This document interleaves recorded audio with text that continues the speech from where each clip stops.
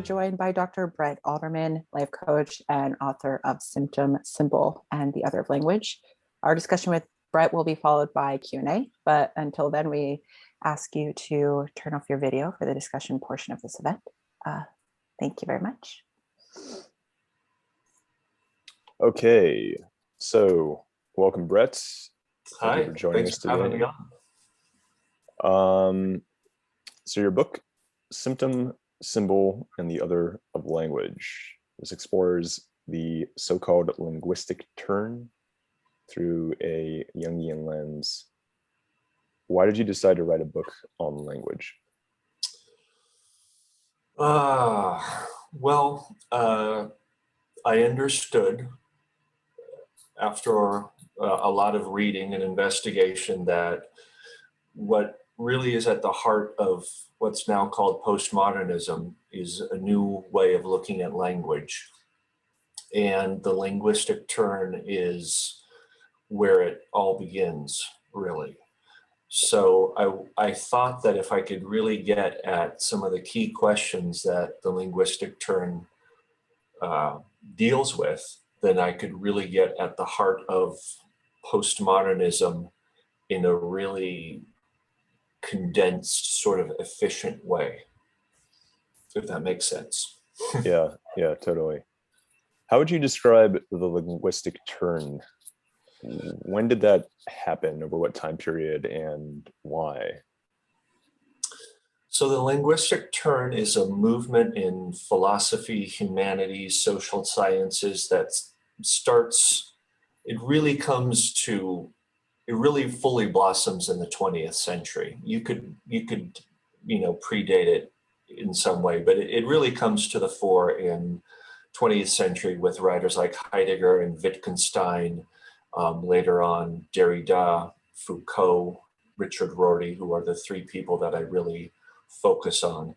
But in general, the linguistic turn is a way of looking at language and looking at how it creates meaning, and how, in a lot of ways, language sort of creates our very sense of what we perceive to be real or true.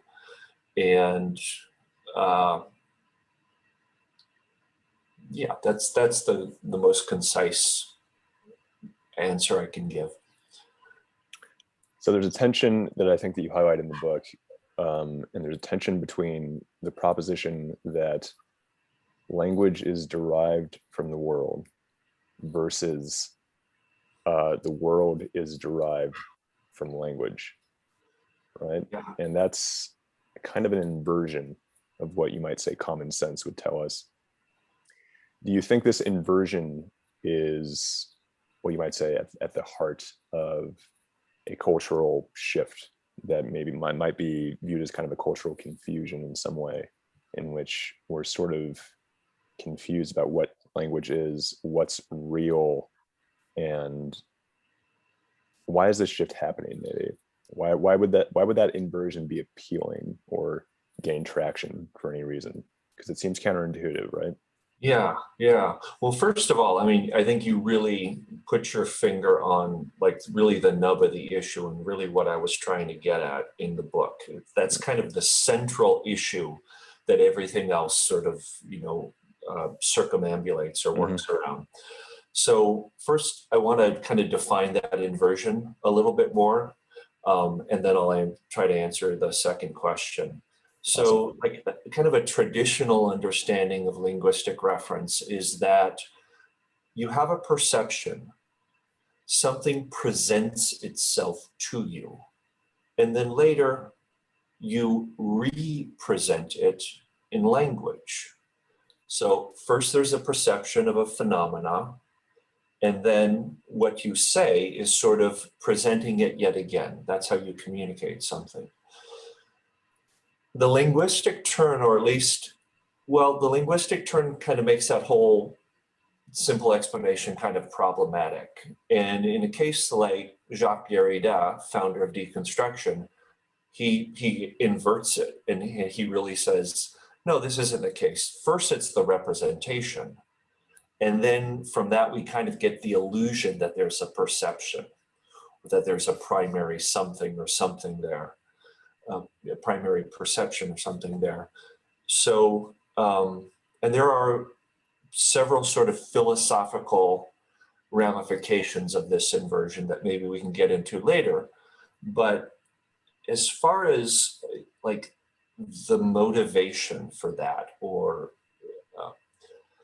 that's complicated. I talk about the motivation in terms of the myth of Prometheus.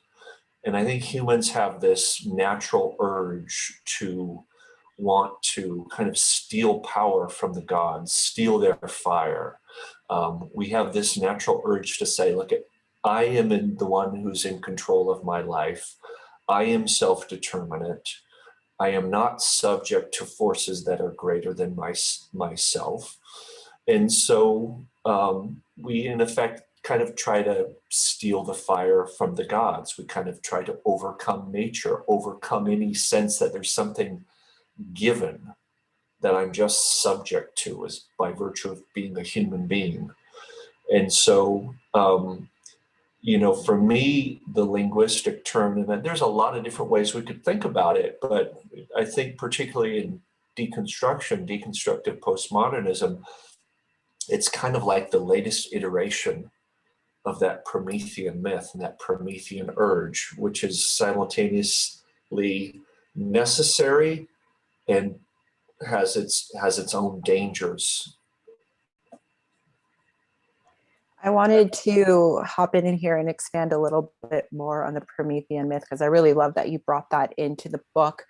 And for those who don't know the myth, of course, Prometheus steals fire from the gods, he gives it to man, and he is thus punished, you know, for all eternity, more or less, by having his, what is it, I believe his liver, Yes.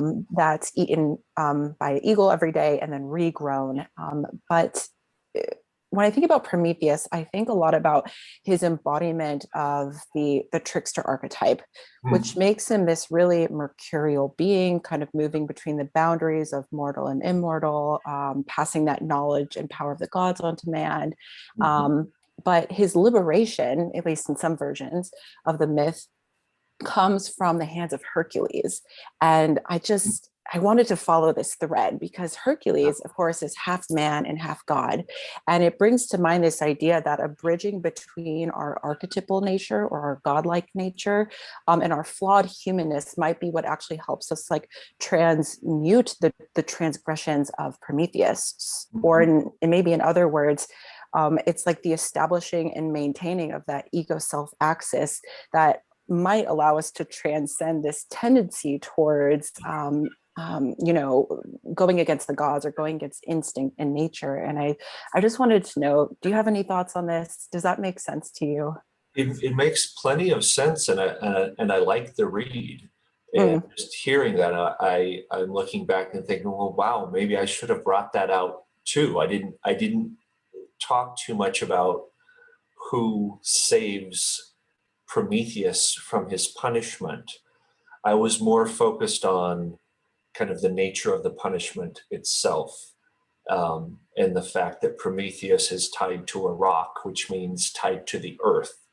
Because for me, in deconstruction and deconstructive postmodernism, there's such a strong disavowal of the very idea of nature and our earthiness and our animal nature, that I just wanted to really focus on that, and the idea that, okay, if you steal the fire from the gods and you disavow nature, well, the punishment corresponds to the sin, and the punishment is going to be that you're going to be kind of nailed to the earth and have to suffer your own animal nature. But getting back to your idea of Hercules being kind of the savior figure in that makes sense, because then it would seem like a very self-aware resolution of this tension, where you've got, like, you know, the absolute truth of the gods and then the absolute defiance of human beings who don't want to be subject to it. And in the image of a demigod, of course, there's some sort of a reconciliation. Yeah.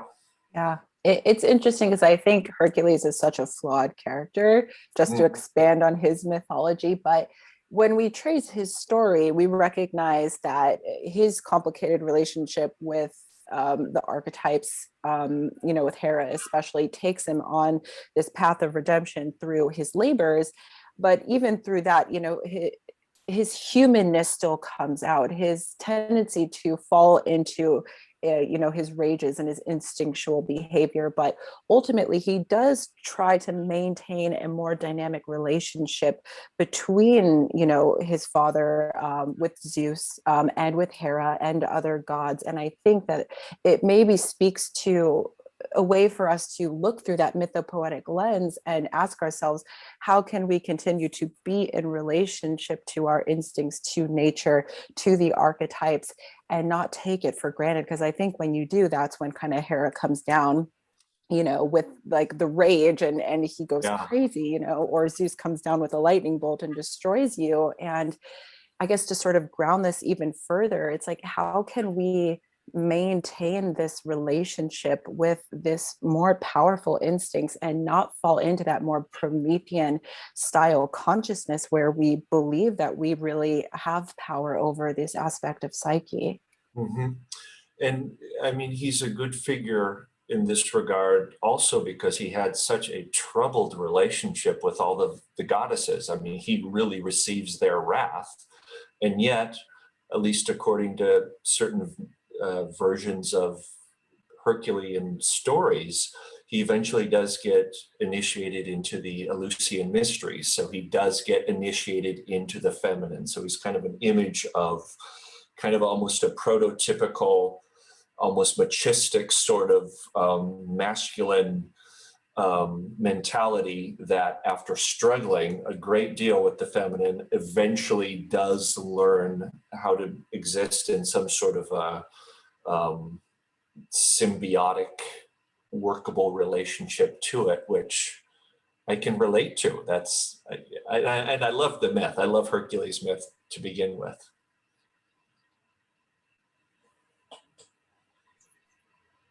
So something that I like about this book, I was not able to get all the way through it, I must admit, but I like how you took on this sort of like postmodern deconstruction of language, this pattern and this kind of cultural shift that we're seeing, but you turned it into sort of a myth. Like, you mythologized this pattern in a way that I think is really interesting. And I like that kind of bridging of different worlds. What inspired you to do that, to take this kind of approach? Well, I knew that a lot of people who were probably smarter than myself and who had a much firmer background in philosophy, linguistics, philosophy of language, had already approached these ideas.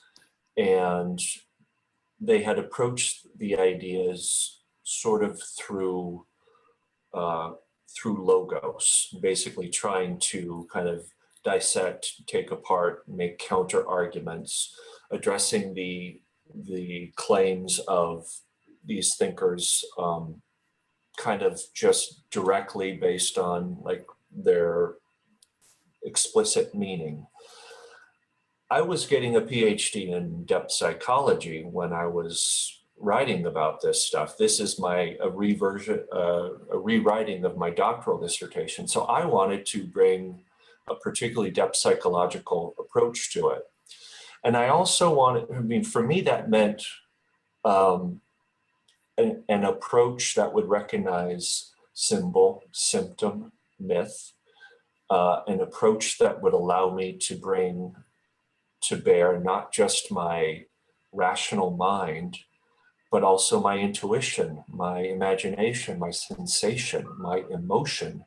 And I had a lot of emotional reaction to these thinkers. I really felt a certain antipathy and annoyance with Foucault and Derrida and Richard Rorty and a lot of thinkers that would be called postmodern.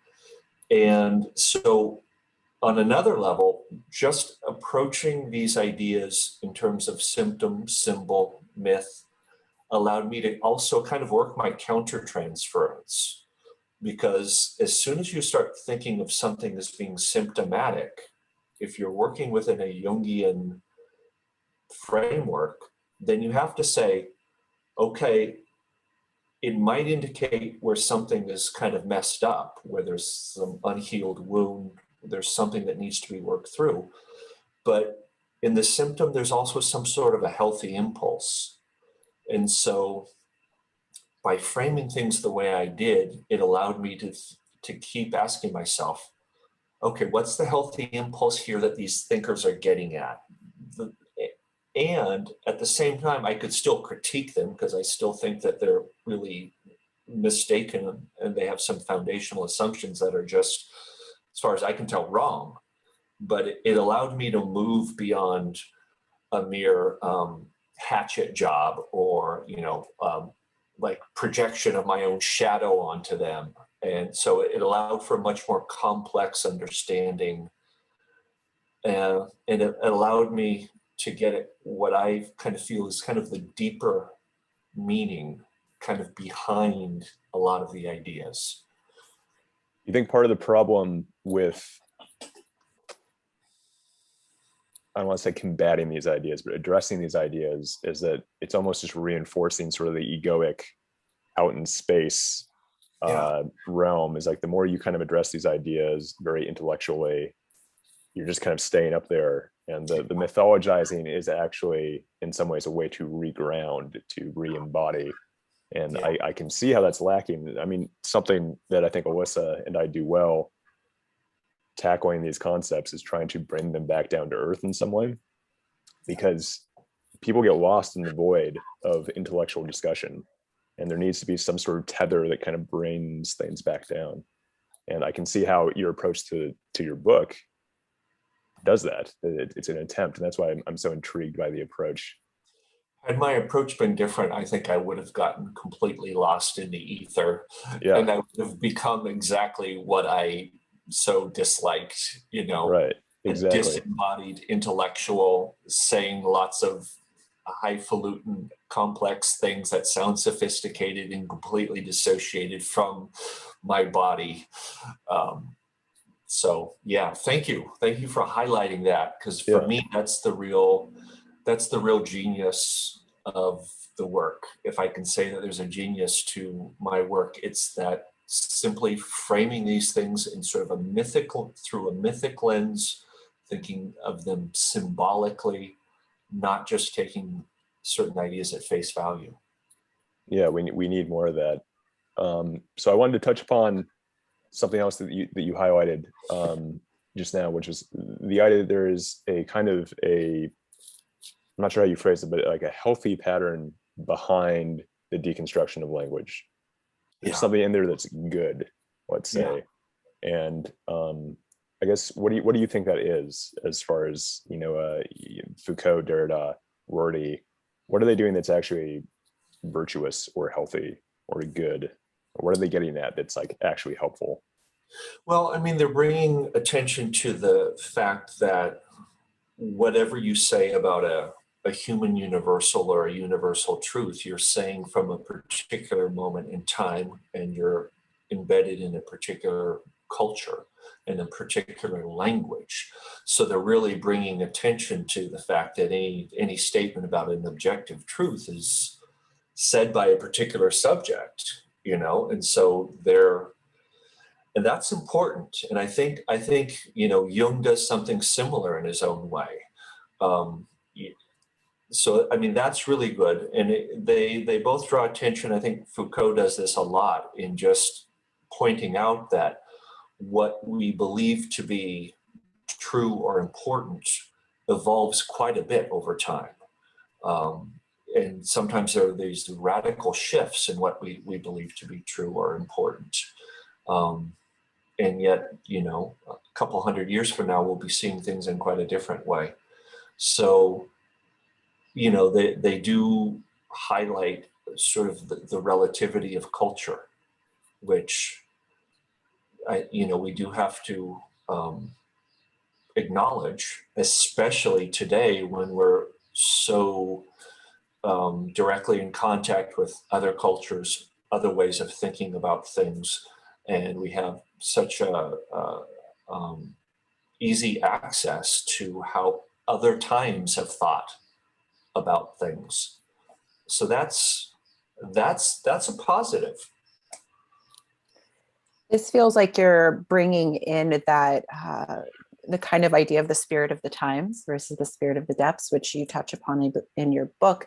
And to me, this seems like the further discussion that comes, of course, from Jung's Red Book, where you see him in this extended tension of being an individual who's so grounded in the moment, in the culture, in the times, in his relationship to his job and his status, but then he goes into the depths of his own being and into that sort of eternal, timeless space where the unconscious kind of unfolds in front of us. And in many ways, I don't want to speak for you, but I would love to know if this book and this effort really is your part in bridging the sort of the spirit of the times of what these deconstructionists, postmodern thinkers, touched upon, but then trying to bring it back into relationship with the depths. And did you feel like going through this process yourself took you into similar confrontations that maybe Jung's Red Book did for him as well?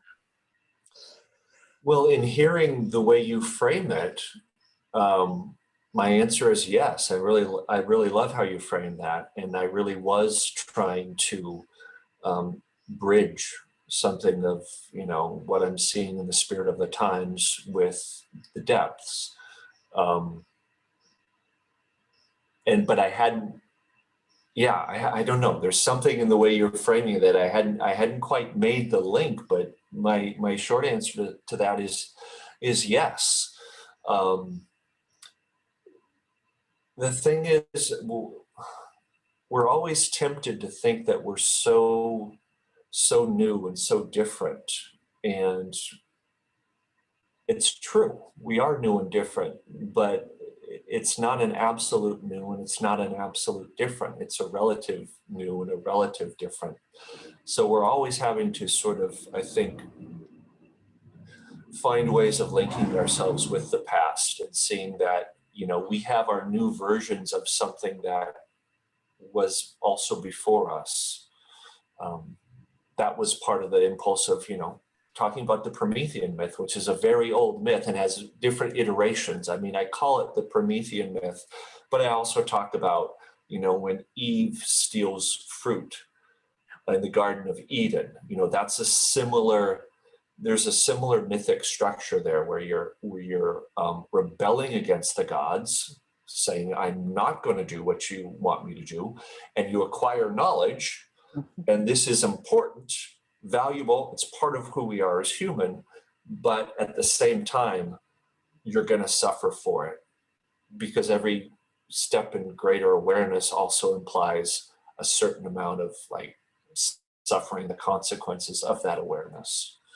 Yeah, it brings into this mind this delicate balance of hubris and how far we can kind of shoot into that realm of the archetypes. Icarus is another myth that comes to mind, or even the Tower of Babel is like when we fly too close to the sun, or we just keep building ourselves higher and higher, eventually something greater than ourselves will strike us down and bring us back into balance. And I think that happens in our lives in different ways when we're maintaining more of that relationship to the spirit of the times, or we're in a one-sided ego space and we become, plagued with ailments or some sort of neurotic symptom, or we have physical issues and all these different aspects that really kind of are trying to remind us, as you say, what's really the meaning behind the symptom here, that there's something much deeper. And I think maybe as a collective, we are experiencing the symptomatic effects of dismantling these inherent psychic infrastructures. And how then are we embodying the myth of Icarus, or, seeing the destruction of the Tower of Babel? Myth here gives us so much content to work with. And I just think what you've been able to do by bringing this in is so important. The question really then is, can we receive it? You know, are we ready to really take that in? And I don't know, what do you think? My answer is I really don't know. And I'm worried that we can't. I'm worried that we won't. I'm worried that, you know, like Icarus, we just fall to the earth and crash and burn. And what will come after that, I don't know if, I mean, I am worried about, for example, a complete environmental degradation because we're just so enamored of our own autonomy and our own independence. I'm worried about that.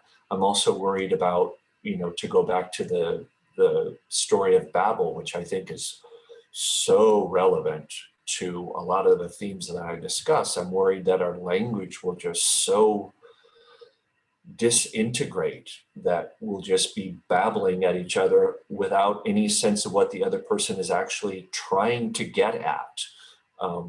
And that is something I see happening so much with so many intellectual disputes, where you have intelligent people who can string together sets of very complex words, but they're just talking past each other, and there's no mutual sense of a shared code, a shared understanding, and a shared identification, a sense of, okay, you and I are kindred, we're trying to get at the same truth or the same ideas or something.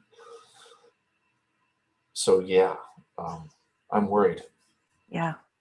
We have a question from Sam that we want to just offer some time for him. So Sam, do you want to unmute and ask your question to Bret?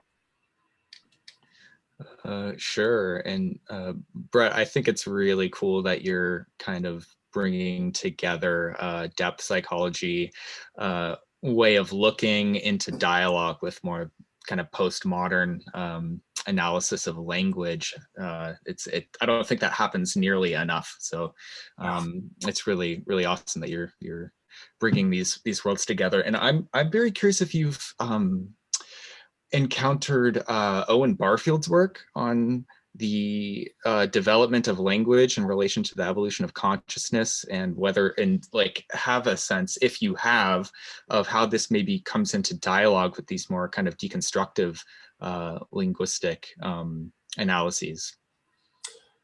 I have one of his books on my bookshelf, and I have, you know, perused it a bit. But I can't say that I'm very familiar with his work. So I don't have a lot that I could intelligently say about it. Sam, could you sum it up for us maybe? Yeah, sure. So Owen Barfield, almost most of his writing has been on more or less the same topic. His book, Saving the Appearances, is a really important book. And he was a philologist, so he studied the development of language over time and made conclusions about the evolution of consciousness based on what he was observing. And it's, in some ways, I would say it's very different than the postmodern orientation to language, because it's maybe you could say asemiotic, meaning it's not that language is the more or less arbitrary assignment of meaning in the way that would be a sign, Right. but is Barfield was aligned with Jung in that they both really looked at Lévi-Brühl's work on, and that idea of participation mystique. But what Barfield is noting is that over time you'll find in language that a single word, which you know, they would call that a signifier in, you know, the maybe Saussurean or Derrida orientation, is that a single word would have what we would both now regard as like a concrete meaning, it refers to something physical and tangible in the world, and also a metaphorical meaning. And like maybe like the prototype of this would be like pneuma or ruach, meaning both wind and spirit. But what Barfield's noting is that over time, there's this kind of diffraction or bifurcation where suddenly now there's differentiation. Now there's a word for a concrete thing and then a different word for a metaphorical thing. And what Barfield was essentially saying is that there's actually a relationship in the process that gives rise to the split between subject and object and the diffraction of logos, which is not just arbitrary. It's not that we are immersed in a concrete world that we gradually abstract from, but that actually, no, the world in itself is poetic, it's metaphorical, it's archetypally saturated, and then eventually diffracts into what we experience as the concrete world, quote unquote, out there, and the metaphorical world, quote unquote, in here.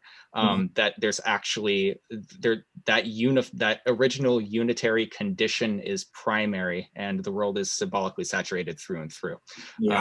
And this is where there's just such a different ontological foundation from the kind of postmodern turn, which would just say we're just kind of immersed in this world, and we just have to throw like arbitrary signifiers onto everything, and we can't actually locate any vital ground of meaning anywhere. That's beautiful, and I can really tell just in your explanation that you're really familiar with the literature and some of the what for me are essential differences.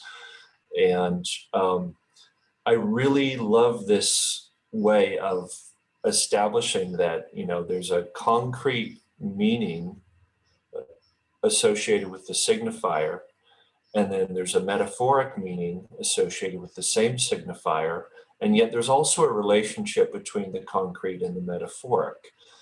And this for me is essential. And this is, I think, what I really see being just dramatically dissociated in the particular understanding of language that someone like Derrida puts forth, because there's a sense of everything being arbitrary, to use a word that you did, but also just the sense that the metaphors arise kind of just by virtue of a particular linguistic tradition, but they're not really grounded in anything.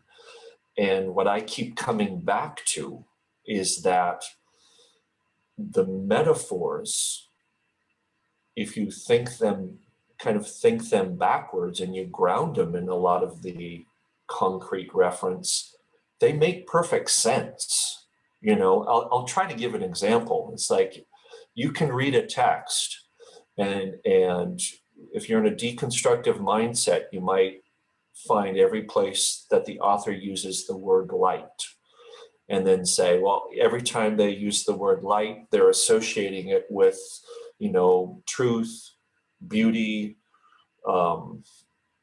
whatever else. And then you can kind of do a deconstructive reading and say, well, they're arbitrarily giving privilege to light over dark, or making a connection between light and truth and beauty that is essentially arbitrary or built on sort of these nefarious power drives. That's more Foucault. And my point is that, well, no, if you really consult your visceral perceptual experience, it's kind of clear why there would be a relationship between light and knowledge. Now, there's probably a relationship between darkness and knowledge too, but it's kind of a different type of knowledge. The fact is that we see better in the dark, and our sight is one way in which we know the world. So there's sort of this inherent implicit relationship between the literal meaning of the word light and all of these other metaphoric expressions that have built around it.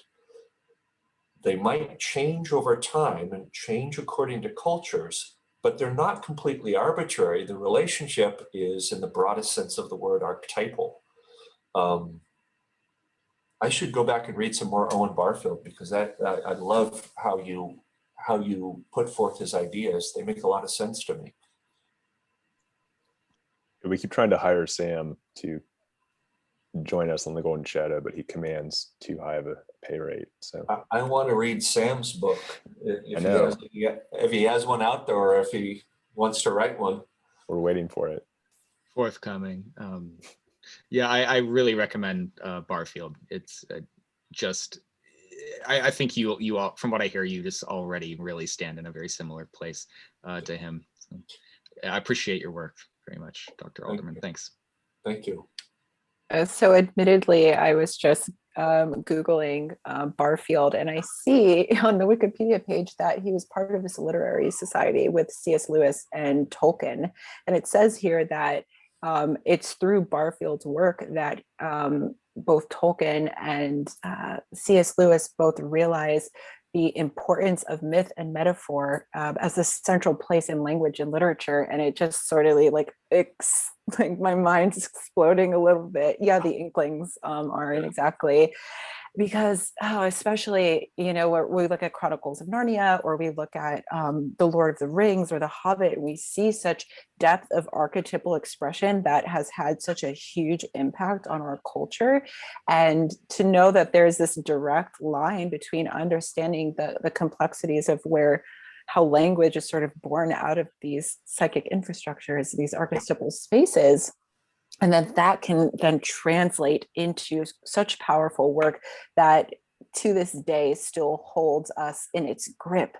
And it just makes me feel that this work and continuing this discussion is so important, because we place aside the importance of myth and metaphor and symbolism in our life, or we just kind of take this more surface level cursory relationship to it and maybe churn out, low level Disney style movies. And not to say all Disney is bad even, but, how can we come back into relationship with this aspect of our psyche and continue to express it outward? Because I don't know, in some ways I feel like that might be the way forward to really grip the people, is through the story, right? We can't just like lecture and hit them over the head with these ideas. I think that more logos approach won't work for everybody, but when we watch these movies or we read these books, I think it just constellates something incredibly powerful and deep within us. And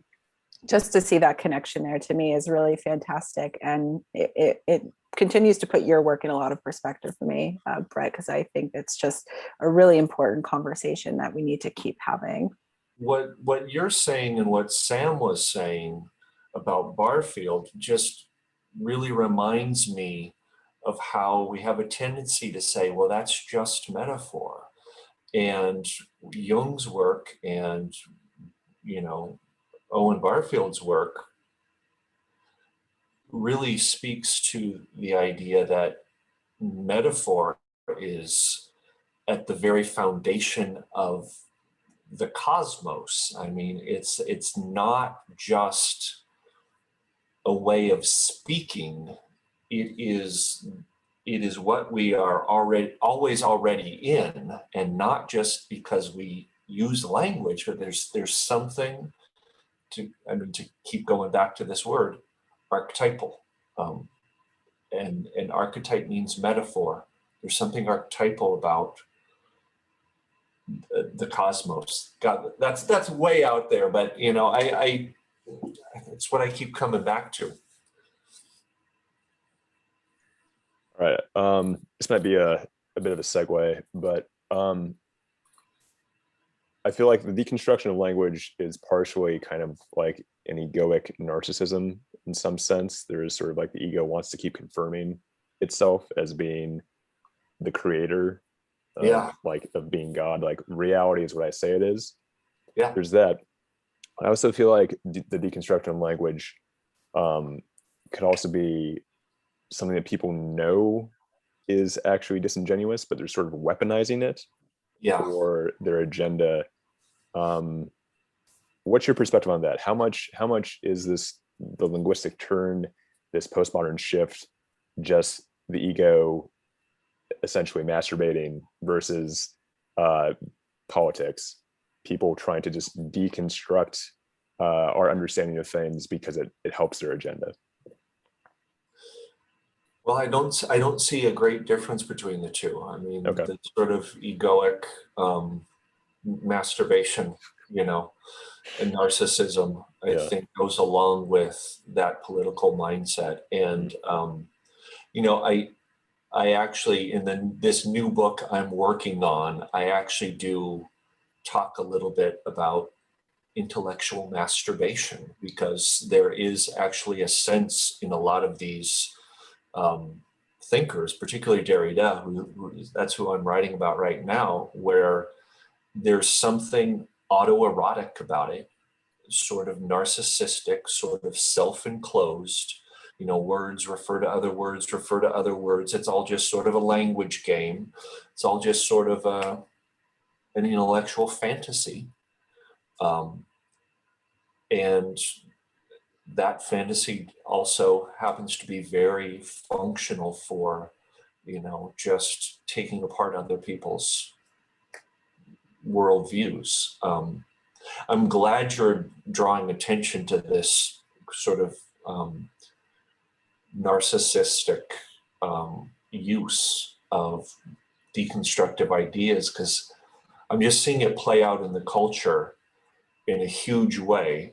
And often by, you know, people who've never read Derrida, never read Foucault, don't know about these ideas, really have just learned a couple key turns in an argument that they can make in order to kind of hit other people with this like big epistemic bludgeon that says, no, you're wrong. So, yeah, Yeah, I mean, I see this like even in my peers, which has surprised me.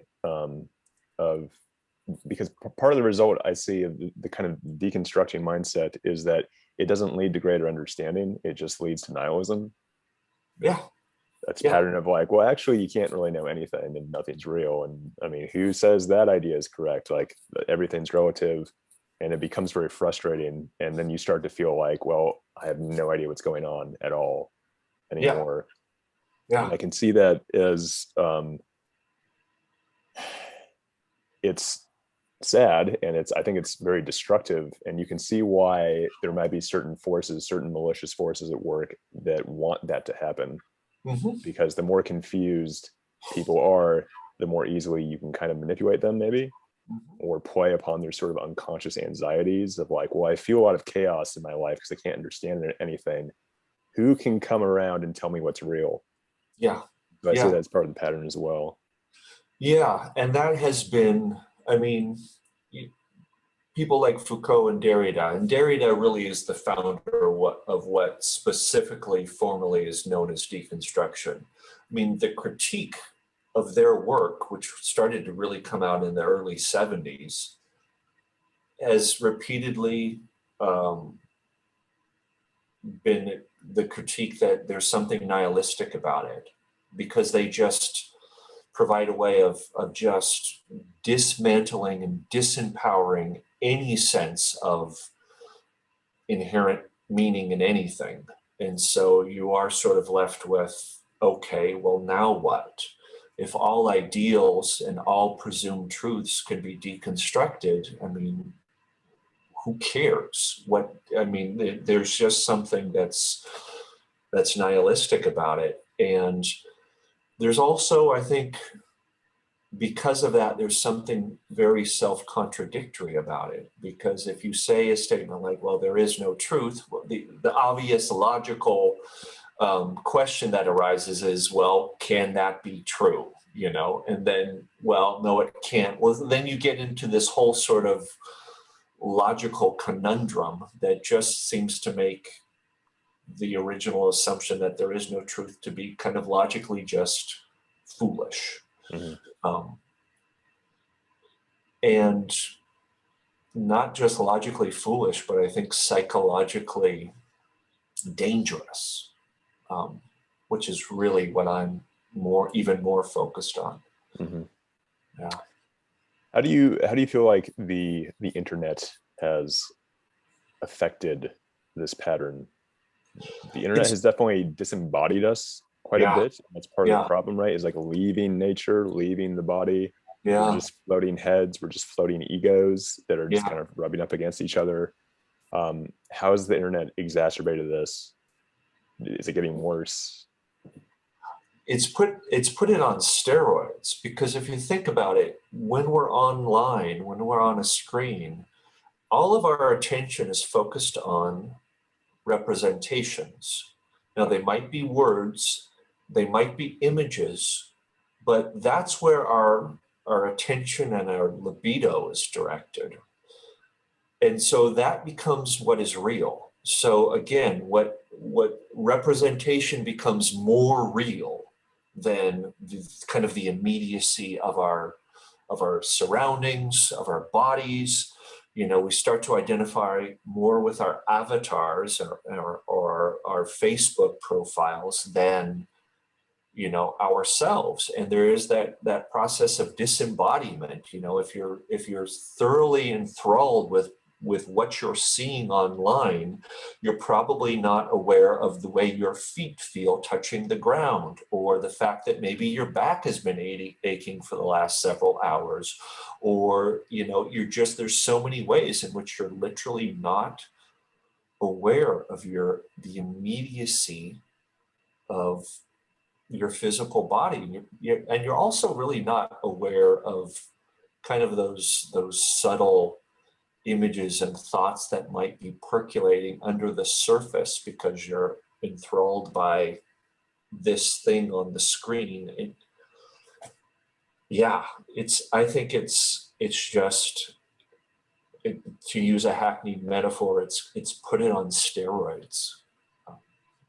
Yeah, I also, there's a problem with when the world you're immersed in is entirely virtual. You don't have the normal evidence that tells you your idea is bad. Yeah. Right. So if we are in, let's say, meat space or real life, when we're actually interacting with each other and we're faced with more kind of physical problems, you have a bad idea, you test it, it doesn't work. Reality says, no, sorry, that's a bad idea, it doesn't work. But in virtual space on the internet, increasingly, we can have bad ideas and there's nothing to tell us it's a bad idea. Right. It's the opposite. There's just people confirming that bad idea over and over again. I have this idea about the world. I can't test it. I'm just going to throw it out on the internet and everyone confirms it. And that's part of this problem, is increasingly moving in this direction towards the sort of facts of reality, the sort of immutable forces of nature aren't really at play in the virtual world. And so we fly off into space further and further. Anyways, it's scary to think about. It's very scary. I mean, online, I self-identify as a guy who can bench press 300 pounds, but I go to the gym and it just doesn't happen, you know? Yeah. It's like, but people aren't, metaphorically speaking, going to the gym. They're not like, okay, trying to test the hypotheses. And so we do get a very, very ungrounded sense of reality. Our narratives, we just don't even have the opportunity to really question whether or not they're true or real. Yeah. And it is, I think, a truly dangerous place to be in. Yeah. Yeah. I imagine you can only bench like 275 in reality, right? That's about it, believe it or not. Yeah. All right. Sam, you have a follow-up question. Do you want to ask your question, Sam? Yeah, sure. This came up as I was, listening to these critiques of the postmodern condition, all of which I agree with. And, like Nietzsche often called like the father of postmodernism for good reasons, but this whole, that statement that he's famous for, that, you say that there's only truth, and I say that truth is precisely what there isn't. There's only interpretation. And then it's like, okay, but Nietzsche, how did you transcend that condition to make that statement? How did you get on the outside to make that diagnosis? But I often find it also, the vantage point I take when I'm wanting to critique postmodernism is like, well, we've fallen away from like recognizing a cosmos that's archetypally saturated with inherent meaning. And so really the postmodern turn like got away from that. It's like, it's this mistake, it veered off, it somehow like unmoored itself from this deeper ground and logos. But then, so am I saying that then actually the flowering of postmodernism isn't itself significant in some sense? It doesn't have like a meaning within a process that might itself be archetypal in nature. And I wrestle with that because I do think that we can kind of get stuck in the postmodern process and unmoor ourselves in a way if we don't at least participate in the process that's unfolding. But I'm just, so I guess this really leads to me to the question. I'm really curious what everyone thinks about this, but like, is postmodernism like this arbitrary? It's in some ways this is treating it in a postmodern way. Like, is the birth of postmodernism a kind of arbitrary, unnecessary, contingent fall out of what is otherwise a kind of logos infused cosmos, or is it itself kind of signifying something that is meaningful within an unfolding process? Yeah, I mean, my answer is it is the latter. And that's why I use sort of a mythic framework. I mean, I think that postmodernism is sort of a stage within our own collective individuation. And it is allowing to, it's kind of like as an individual, there comes a point in your life when you can really self-reflect on your participation in your creation of meaning, right? And I mean, that's kind of a lot of late adolescence might be that. So I do think of it as it's in and of itself sort of part of an archetypal process. In my current book, which is dealing more with deconstruction specifically, just Derrida, and I'm looking at the puer myth, I think a really good job at saying the deconstructive attitude is in and of itself perennial and archetypal.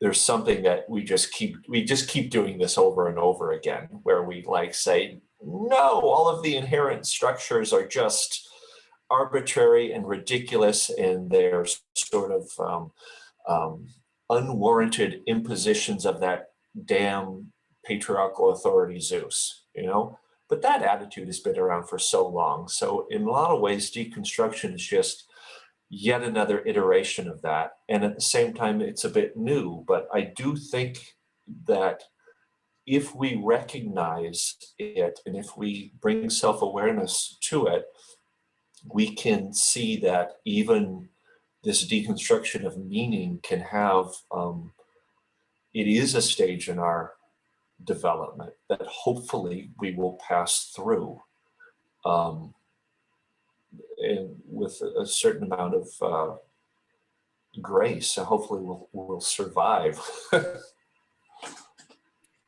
My response, Love that. I agree with everything that Bret said, and I think I'm interpreting your question correctly, Sam, but the deconstructive pattern is just part of the resurrection pattern, right? So you can also look at it as like the dialectic in some sense, but it's manifesting in all these different perspectives. The hero's journey in some sense is about going through deintegration in favor of resurrection to a higher complexity in some sense, and that's individuation, right? Is that upward spiral. So I do see postmodernism as being a necessary phase of deconstruction in favor of reconstruction, in favor of resurrection, in favor of getting to a better place in some sense, hopefully. But the deconstructive pattern can also fly off its hinges and just destroy everything. That's possible. Yeah. And there can just be devastation, catastrophe. But I am on more of the optimistic side that postmodernism actually is a good thing overall. and it has its shadow elements, of course, but that we are hopefully heading towards a resurrection of sorts. So that's where I'm coming from. Hopefully, yeah. Fingers crossed. All right, so we're getting close to the top of the hour, Bret, and we just wanted to offer you a couple moments with any closing words or to tell us a little bit more about your forthcoming book and where can people find your work? People can go to aldermancoaching.com if they're interested in my coaching services. They can go on Amazon or to Routledge to look for my book, Symptom, Symbol, and the Other of Language. I'm working on, as I said, a new book that I'm hoping I will send to the publisher this year. I should be able to. The subtitle of which is Eternal Youth and the Myth of Deconstruction, where I'm really honing in on Derrida specifically, and I'm going to throw in a little Judith Butler too, and talking about deconstructions through the puer myth, the myth of the eternal youth, because there's really a pretty explicit, visible antipathy of deconstruction towards anything that might be called structure or authority or tradition, and that's like typical Senex qualities, and it works perfectly with James Hillman's framing of the puer as being really in a battle with Senex. And I'm also going into Marie-Louise von Franz's reading, because deconstruction also has a very antagonistic relationship with the idea of primordiality, which is, I think, very much embodied in the mother goddess archetype, the primordial mother, sort of the origins of everything, right? So, yeah, and I'm really excited about it. I think I've really hit upon like the archetypal narrative that's really at the heart of something that's going on right now. Excellent. Well, Bret, thank you so much for coming on. Let's give Bret a muted round of applause for sharing his wisdom. We have some upcoming events at Golden Shadow. The first is going to be a week from today. That's going to be Religion and Living a Symbolic Life with Jason Smith. It'll be on Sunday, June 27th at 12 p.m. Pacific time. And then Murray Stein, the man himself, will be coming on Saturday, July 10th. He's going to talk to us about Jungian thought in general. What was Jung's impact on the world? And right now, what's up with this surgence in Jungian thought? Why is this becoming popular now? What does that mean? So Murray Stein will be here to talk with us. Those are both free. You can sign up at goldenshadow.org. Thank everyone for coming, and we hope to see you next time. If you find this podcast useful, please consider supporting us on Patreon. Go to patreon.com/goldenshadoworg. If you'd like to keep up to date with our projects, attend one of our live events, or work one-on-one with myself or Arran, head to www.goldenshadow.org. Thanks for listening. See you later.